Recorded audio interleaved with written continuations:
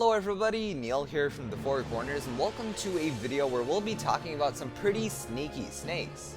If you're a Ninjago fan, you know well enough that snakes and ninjas come in a one package deal, and there's no getting around that, and it's a good thing that we get a lot of awesome snakes. Today we'll briefly be going through every single snake tribe, looking at each of their powers and how LEGO's gotten better at physically designing them over the times. I can't say that over the years LEGO has gotten better at writing a story for these snakes, because over the years they've actually been pretty consistent, but as for designs, LEGO's learned new tips and tricks in order to make these guys look even better and a little bit more fresh than the last wave. We also really won't be going into each specific snake minifigures design, because there's 4 different designs for each snake tribe and there's no way we can really talk about each one and keep going. So for those time conscious reasons, we'll be going through the highlights of each tribe, starting off with the Hypnobrai. The Hypnobrai are 1 out of 4 of the first classic Sserpentine tribes to be introduced, and make sure you don't get too close to these guys or look them in the eye, because you will end up doing their bidding pretty soon. These guys have some pretty gnarly hypnotizing powers, and it's so powerful that if they even wanted to, they could hypnotize themselves. These guys have a dark blue, white, and yellow color scheme, which looks pretty good, and their current leader is Scales. Next up, we have the most common Sserpentine, mainly because they're the ones who are being remade into the legacy sets the most, and these are the Venomari. Be careful of their spit, because if they do end up spitting on your face, you'll end up seeing things that you don't really want to, and while that's happening, they'll also try to eat you and chain you up or something like that. After that, we have the red and white Vampire, who are pretty much like vampire snakes. Every time they bite anything, it'll turn into something of theirs. If they bite a truck, it'll turn into their truck, or if they bite a human, it'll turn into a snake human. Kind of like the time these Vampire bit Jay's parents, and also Jay at one point as well. So it looks like Jay's whole family has gotten bitten by these nasty little vampire. A cool fact about these is that the leader, Fang Tum, and his brother, Fang Dam, have 2 heads each, so that's pretty unique for a snake design. Wrapping up the classic 4 snake tribes, and also talking about the snake tribe that kind of introduced the Pink Zane minifigure, we have the Constricti. These guys are excellent diggers. They're really heavy. They're black and orange, kind of like Cole's modern color scheme, and if they end up squeezing you, you'll find it pretty hard to breathe after a little while.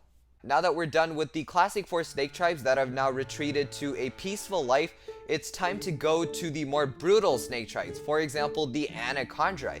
These purple guys are very rare at this point, and the last living one we know of is Pythor P. Chumsworth. This guy is a very funny guy, and he brings back a lot of nostalgia for many fans. He can turn invisible just like any other Anacondrae, and he's really powerful. He almost has the characteristics of all the classic 4 snake tribes combined.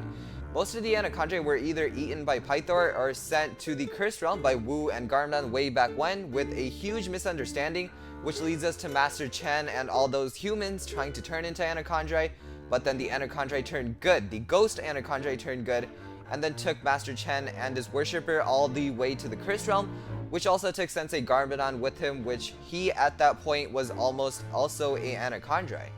So yeah, those guys go way back in Ninjago's history, as well as being part of a really big war that really made Ninjago what it is today.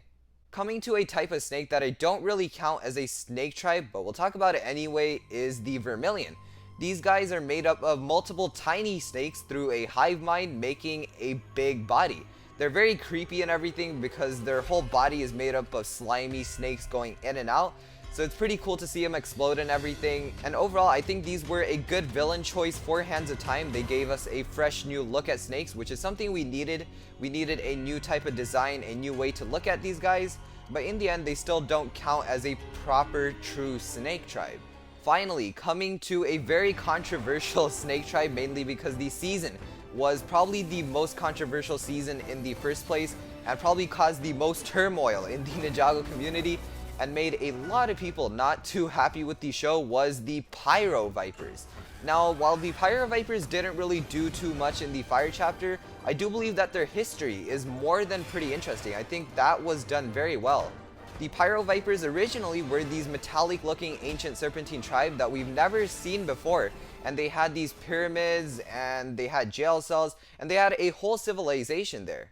I thought this was really interesting, but sadly the whole Forbidden Spinjitzu and Pyro Viper concept was wasted in the end. But the whole story goes that the Pyro Vipers, we don't really know where they went. We know that Ssserpentine was buried in a tomb, which she was unlocked from, and then she sucked in Kai's power, which turned her into a fire snake, which let her revive some other mummified Pyro Vipers. But we don't really know what happened to the generations of Pyro Vipers after that. It just feels like the whole line kind of discontinued all of a sudden. Another question I had about the Pyro Vipers was, where does the Fire Fang come from? Is that like the great devourer of that kind of snake section?